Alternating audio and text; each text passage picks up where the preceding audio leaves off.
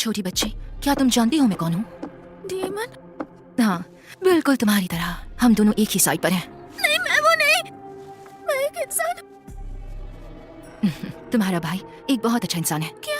अरे तुम इंसान होने पर जो इतना जोर दे रही हो, सब तुम्हारे भाई के लिए है ना? तुम्हें ऐसा इसलिए लगता है क्योंकि तुम्हारे भाई ने हमेशा तुम्हारी रक्षा की है, जो काबिले तारीफ है। तुम अपने भाई को बहुत पसंद करती हो, है ना? क्योंकि मेरे भैया मेरे लिए सब कुछ है। छोटी है पर है तो लड़की। कोई है जो तुम्हारे भाई को नुकसान पहुंचा सकता है। क्या तुम मुझे अपना थोड़ा पावर दे सकती हो? क्या कहा? मेरी पावर? हाँ, बस कुछ देर के लिए मेरे साथ चलो। फिक्र मत करो, डीमंस झूठ नहीं बोलते। मैं तुम्हें कुछ नहीं करूंगी, यकीन करो। मुझे नहीं जाना, भले ही तुम मुझे नुकसान ना पहुंचाओ, पर पता नहीं मेरे भैया के साथ क्या करोगी। ये बात है, तो फिर ये कैसा रहेगा?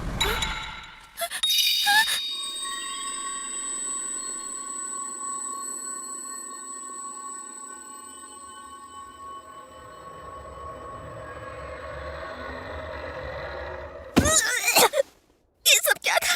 मेरा पावर है फारसाइट। मैं कुछ देर के लिए अपने देखे भविष्य की झलक दूसरों को भी दिखा सकती हूँ। समझ गई तुम? वो नहीं पूछ रही, वैसे वो क्या था? जाहिर है ये एक सपना नहीं है। ये झूठ है। मुझ पर यकीन नहीं है तो चलो खुद चलकर देखते हैं। क्या? ये तुम्हारे भाई के लिए है। मेरे भाई के लिए?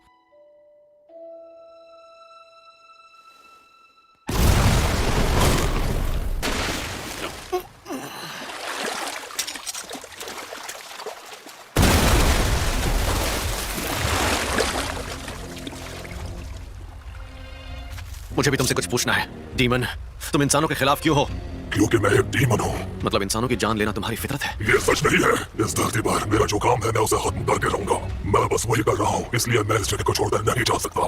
डीमन अपनी किस्मत से नहीं बच सकते। तुम रुक नहीं सकते? अगर ऐसा होता तो मैं डीमन नहीं कहलाता।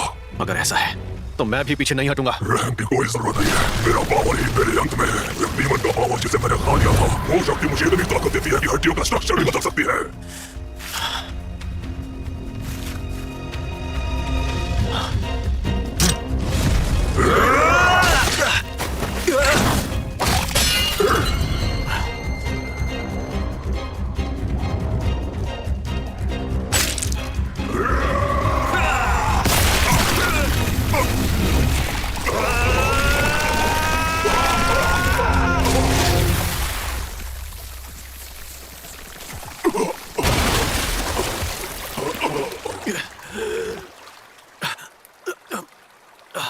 मैंने अपना मकसद पूरा कर दिया।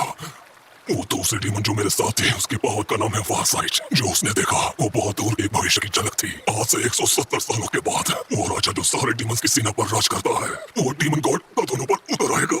हमें पता चला है कि वो डीमन गॉड इसी जगह पर रहता है और इसलिए हम यहाँ पर आए हैं। एक डीमन जो कदरों में रहता है, मतलब ये मेरा आखिरी तोहफा है, ये लो। तुमने खुद कहा था तुम्हारी तलवार उसी के लिए निकलती है जिसे बचाना उसका मकसद है। तो फिर मैं तुम्हें फिर से पूछता हूँ, अगर जिसे बचाने की तुमने कसम खाई है उससे बचाना अब जरूरी नहीं रहा, तो तुम्हारी तलवार किसकी हो जाएगी? बताओ, तुम अपनी तलवार क्यों चलाते हो? क्यों माँ साहब, क्या कर रहे हो? ये सही वक्त नहीं है। ये तो पता चले कि जनता ठीक है या नहीं। इसलिए तो हमें ये सब अभी करना चाहिए। सब कुछ ठीक हो गया तो एक रात ही काफी होगी। तुम क्या चाहती हो कि वो बाहर खड़ा होकर तुम्हारी खुशियों की सिसकियां सुने? तुम क्या चाहती हो? क्या कहा? मैं ताकतवर बनूंगा, मतलब मिस्टर मोटो हारू जितना ताकतवर, किसी भी डीमन को हराने लायक।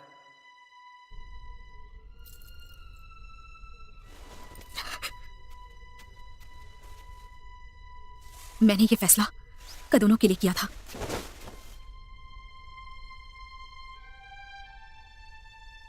क्योंकि मैं इत्सुकी ही में हूं।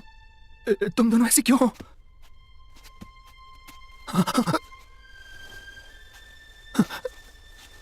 देखा, जो मैंने कहा वो सच था, है ना?